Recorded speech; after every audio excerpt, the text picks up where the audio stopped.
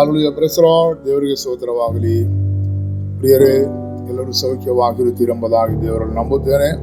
ಕಳೆದ ದಿವಸಗಳೆಲ್ಲವೂ ದೇವರು ನಮ್ಮನ್ನು ಕಾಯ್ದುಕೊಂಡು ನಮ್ಮ ಜೊತೆಯಲ್ಲಿ ಇದ್ದು ನಮ್ಮ ನಡೆಸಿದಕ್ಕಾಗಿ ನಾನು ದೇವರನ್ನು ಸ್ತುತಿಸುತ್ತೇನೆ. ಈ ವಾರದಲ್ಲೂ ಕೂಡ ದೇವರು ನಮ್ಮೊಟ್ಟಿಗೆ ಇದ್ದು ನಮ್ಮ ನಡೆಸುವ ದೇವರಾಗಿದ್ದಾನೆ. ಆತ ನಮ್ಮನ್ನು ಬಿಟ್ಟು ಹೋಗುವ ದೇವರೇ ಇಲ್ಲ. ನಮ್ಮ ಜೊತೆಯಲ್ಲೇ ಯಾವಾಗಲೂ ಇದ್ದು ನಮ್ಮ ನಡೆಸುವ ದೇವರಾಗಿದ್ದಾನೆ. ಹಲ್ಲೆಲೂಯಾ. ಈ ವಾರದಲ್ಲೂ ಕೂಡ ದೇವರು ನಮ್ಮೊಟ್ಟಿಗೆ ಮಾತನಾಡುವ ವಾಕ್ಯ ಇದಾಗಿದೆ. ಯೆಶಾಯ ಪ್ರವಾದಿಯ ಪುಸ್ತಕ 65ನೇ ಅಧ್ಯಾಯ 24ನೇ ವಾಕ್ಯ. ಯೆಶಾಯ 65:24. ಯೆಶಾಯ 65:24. ಆಗ ಅವರು ಬೇಡುವುದರೊಳಗೆ ಸದುತ್ತರವನ್ನು ದಯಪಾಲಿಸುವನು, ಅವರು ಹೇಳುತ್ತಿರುವಾಗಲೇ ಕೇಳುವನು.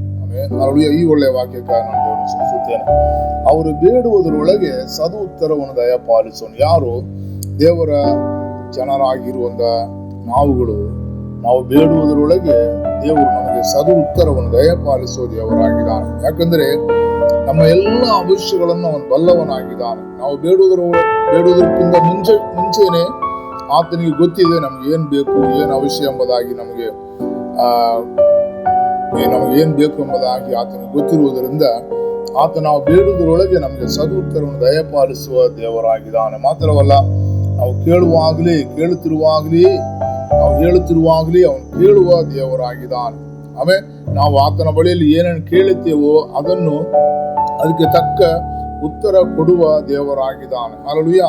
ನಾವು ಕೇಳುತ್ತಿರುವಾಗಲೇ ಆತನ ಶಬ್ದವನ್ನು ಕೇಳಿ ನಮಗೆ ಸದುತ್ತರವನ್ನು ದಯಪಾಲಿಸುವ ದೇವರಾಗಿದ್ದಾನೆ. ಆಮೇಲೆ ಆತನ ಸ್ವಂತ ಹಲ್ಲೆಲೂಯಾ ಮಕ್ಕಳಾಗಿರುವಂತ ನಮಗೆ ದೇವರು ಎಲ್ಲ ವಿಧ ಅನುಗ್ರಹಗಳನ್ನು ದಯಪಾಲಿಸುವುದಕ್ಕೆ ಅವನು ಶಕ್ತನಾಗಿದ್ದಾನೆ. ಹಲ್ಲೆಲೂಯಾ.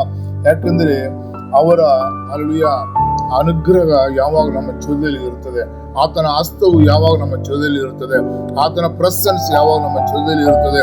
ಆದ್ದರಿಂದ ನಾವು ಬೇಡಿಕೊಳ್ಳುವಾಗ, ನಾವು ಪ್ರಾರ್ಥಿಸುವಾಗ, ವಿಜ್ಞಾಪಿಸುವಾಗ ಆ ಶಬ್ದವನ್ನು ಕೇಳಿ ತಕ್ಕ ಸಮಯದಲ್ಲಿ ಆ ಕ್ಷಣದಲ್ಲಿ ನಮಗೆ ಉತ್ತರ ಕೊಡುವ ದೇವರಾಗಿದ್ದಾನೆ.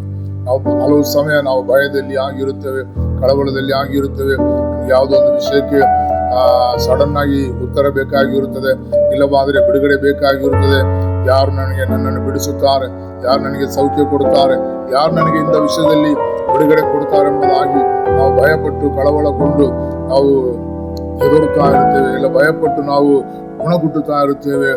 ಯಾರು ನಮಗೆ ಸಹಾಯ ಮಾಡುತ್ತಾರೆ ಎಂಬುದಾಗಿ. ಆದರೆ ದೇವರು ನಮ್ಮ ಶಬ್ದವನ್ನು ಕೇಳಿ, ದೇವರು ನಮ್ಮ ಕೂಗನ್ನು ಕೇಳಿ, ದೇವರು ನಮ್ಮ ವಿಜ್ಞಾಪನೆಯನ್ನು ಕೇಳಿ ದೇವರು ನಮಗೆ ಸದುತ್ತರವನ್ನು ದಯಪಾಲಿಸುವ ದೇವರಾಗಿದ್ದಾನೆ. ಆಮೇಲೆ ಅವರು ಬೇಡುವುದರೊಳಗೆ ಸದು ಉತ್ತರವನ್ನು ದಯಪಾಲಿಸುವನು, ಅವರು ಹೇಳುತ್ತಿರುವಾಗಲೇ ಕೇಳುವರು. ಆಮೇಲೆ ಇಂದ ದೇವರನ್ನು ನಾವು ಅಂಟಿಕೊಳ್ಳೋಣ, ದೇವರನ್ನು ನಾವು ಸ್ವೀಕರಿಸಿಕೊಂಡು ಆತನ ಪಾದ ಬಿಡದೆ ನಮ್ಮನ್ನು ಸಮರ್ಪಿಸೋಣ. ನಾವು ಮೊರೆ ಇಡುವಾಗಲೇ, ನಾವು ಕೇಳುವಾಗಲೇ, ನಾವು ವಿಜ್ಞಾಪಿಸುವಾಗಲೇ, ನಾವು ಪ್ರಾರ್ಥಿಸುವಾಗಲೇ ನಮಗೆ ಸದು ಉತ್ತರವನ್ನು, ನಮಗೆ ಸೌಖ್ಯವನ್ನು, ನಮಗೆ ಬಿಡುಗಡೆಯನ್ನು, ನಮಗೆ ಅನುಗ್ರಹವನ್ನು ಕೊಡುವ ದೇವರನ್ನು ನಾವು ಅಂಟಿಕೊಳ್ಳೋಣ. ಆತನ ಪಾದ ಬಿಡದಲ್ಲಿ ಸಾಷ್ಟಾಂಗವಾಗಿ ಬಿದ್ದು ನಮಸ್ಕರಿಸೋಣ. ಆತನನ್ನೇ ನಾವು ಮೊರೆ ಇಡೋಣ. ಆತ ನಮ್ಮ ಸಕಲ ಸಮಸ್ಯೆಗಳನ್ನು ಪರಿಹರಿಸುವ ದೇವರಾಗಿದ್ದಾನೆ.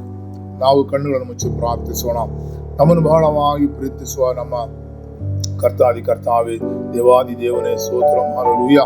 ಕರ್ತನೇ, ಈ ಬೆಳಗಿನ ಸಮಯದಲ್ಲಿ ಕರ್ತನೇ ಈ ವಾಕ್ಯಕ್ಕೆ ಅಪ್ಪ ನಮ್ಮನ್ನು ಒಪ್ಪಿಸಿಕೊಡುತ್ತಿದ್ದೇವೆ. ಕರ್ತನೇ, ಈ ವಾಕ್ಯದಂದೇ ಕರ್ತಾವೇ ನಮ್ಮನ್ನು ಅನುಗ್ರಹಿಸುವ ದೇವರಪ್ಪ. ನಾವು ಕರ್ತನೇ ಬೇಡುವುದರೊಳಗೆ ನಮಗಾಗಿ ಕರ್ತನೇ ಸದುತ್ತರವನ್ನು ದಯಪಾಲಿಸುವ ದೇವರು ನೀನಪ್ಪ. ನಾವು ಹೇಳುತ್ತಿರುವಾಗಲೇ ನಮಗೆ ಹಲ್ಲೆಲೂಯಾ ನಮ್ಮ ಶಬ್ದವನ್ನು ಕೇಳಿ ನಮಗೆ ಉತ್ತರ ಕೊಡುವ ದೇವರಪ್ಪ, ನಮಗೆ ಸೌಖ್ಯ ಕೊಡುವ ದೇವರು ನೀನು ಕರ್ತನೇ. ನಮ್ಮ ಎಲ್ಲ ಸಮಸ್ಯೆಗಳಿಗೂ ಪರಿಹಾರ ಕೊಟ್ಟು ನಮ್ಮನ್ನು ಅನುಗ್ರಹಿಸಿ ಈ ಭೂಮಿಯಲ್ಲಿ ದೊಡ್ಡ ಸಾಕ್ಷಿಯಾಗಿ ನಿಲ್ಲಿಸುವ ದೇವರು ನೀನು ಕರ್ತನೇ. ಸ್ತೋತ್ರ. ಹಲ್ಲೆಲೂಯಾ. ನಮ್ಮ ಒಂದೊಂದು ವೇದನೆಗಳ, ನಮ್ಮ ಕಷ್ಟಗಳ, ನಮ್ಮ ಪ್ರಯಾಸಗಳನ್ನ ಕಾಣುವ ದೇವರು ನೀನು ಕರ್ತನೇ. ಸ್ತೋತ್ರ. ಆದ್ದರಿಂದ ಕರ್ತನೇ, ಈ ಬೆಳಗಿನ ಸಮಯದಲ್ಲಿ ನಿನ್ನ ಪಾದ ಬಿಡದೆ ನಮ್ಮನ್ನು ಒಪ್ಪಿಸುತ್ತೇವೆ. ಈ ವಾಕ್ಯದಂದೇ ಕರ್ತಾವೇ ನಮ್ಮನ್ನು ಈ ವಾರವೆಲ್ಲ ನಡೆಸು. ನಮ್ಮ ಮೇಲೆ ಗನಿಕರವಿಟ್ಟು ನಮ್ಮ ಒಂದೊಂದು ಅವಶ್ಯಗಳನ್ನು ಕರ್ತನೇ ನೆರವೇರಿಸಿ ನಡೆಸಬೇಕಾಗಿ ಪ್ರಾರ್ಥಿಸುತ್ತೇವೆ. ನಿನ್ನ ಪಾದ ಬಿಡದೆ ಒಪ್ಪಿಸಿಕೊಡುತ್ತಿದ್ದೇವೆ. ನಮ್ಮ ಪ್ರಾರ್ಥನೆ ಕೇಳಿದಕ್ಕಾಗಿ ಸ್ತೋತ್ರ. ಯೇಸುವಿನ ನಾಮದಲ್ಲಿ ಬೇಡುತ್ತೇವೆ ತಂದೆ. ಆಮೆನ್. ಹಲ್ಲೆಲೂಯಾ. ದೇವರು ಈ ವಾಕ್ಯಗಳ ನಿಮಿತ್ತ ನಿಮ್ಮನ್ನು ಅನುಗ್ರಹಿಸಲಿ. ಸ್ತೋತ್ರ.